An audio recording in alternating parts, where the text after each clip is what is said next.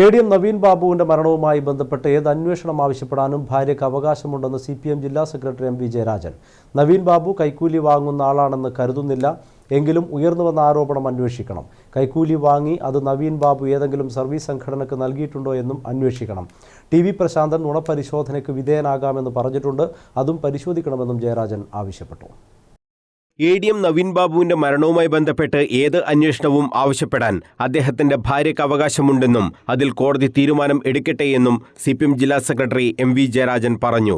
Petrol പമ്പിന് അപേക്ഷ നൽകിയ പ്രശാന്തൻ നുണപരിശോധനയ്ക്ക് തയ്യാറാണെന്ന് DGPയെ അറിയിച്ചിട്ടുണ്ട്. പ്രശാന്തന്റെ പരാതിയിലും ഗൗരവപൂർണമായ അന്വേഷണം വേണം.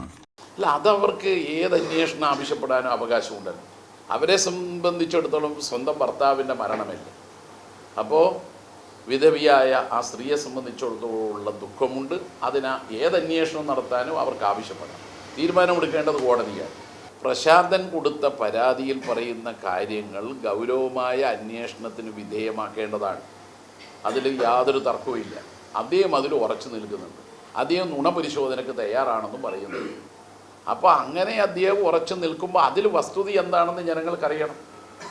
എന്നാൽ പൊതുവിൽ ജനങ്ങൾ കരുതുന്നത് ഇദ്ദേഹം ഒരു അഴിമതിക്കാരനല്ല എന്നാണ്. അതൊരു ഭാഗമുണ്ട്.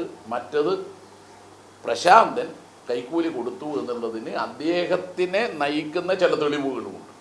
അത് അദ്ദേഹം പറയുന്നത് എന്നെ നുണപരിശോധനയ്ക്ക് വിധേയമാക്കാതാണ്. അതുകൊണ്ട് അത് സമഗ്രമായ അന്വേഷണം നടത്തണം തന്നെയാണ് ഞങ്ങൾ പറയുന്നത്. പൊതുവിൽ ജനങ്ങൾ കരുതുന്നത് നവീൻ ബാബു അഴിമതിക്കാരൻ അല്ല എന്നുള്ളതാണ്. നുണപരിശോധന വേണമെന്ന് CPM അല്ല, പ്രശാന്ത് ബാബു തന്നെയാണ് ആവശ്യപ്പെട്ടത്.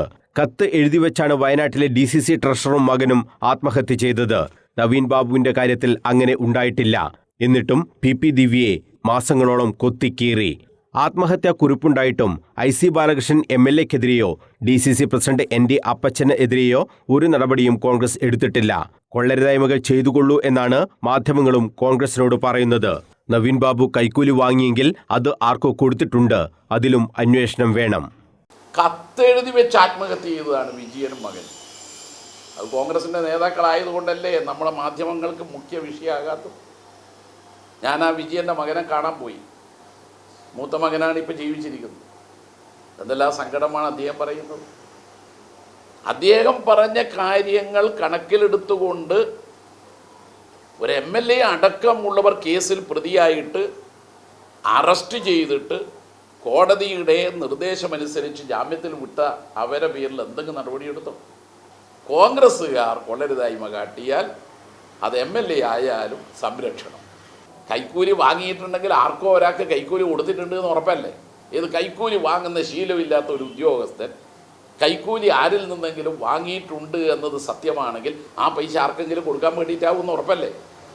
അപ്പോൾ ഇത് വാങ്ങിയിട്ടുണ്ടെങ്കിൽ അത് ആർക്കാണ് കൊടുത്തത്? NGO യൂണിയൻ അല്ലാത്ത ഒരു സർവീസ് സംഘടന നവീൻ ബാബുവിന്റെ കയ്യിൽ നിന്ന് പണം വാങ്ങിയിട്ടുണ്ട് എന്ന ആരോപണമുണ്ടല്ലോ എന്ന് ചോദിച്ചപ്പോഴായിരുന്നു അതേക്കുറിച്ചും അന്വേഷണം വേണമെന്ന MV ജയരാജന്റെ പ്രതികരണം. News bureau, Kannur.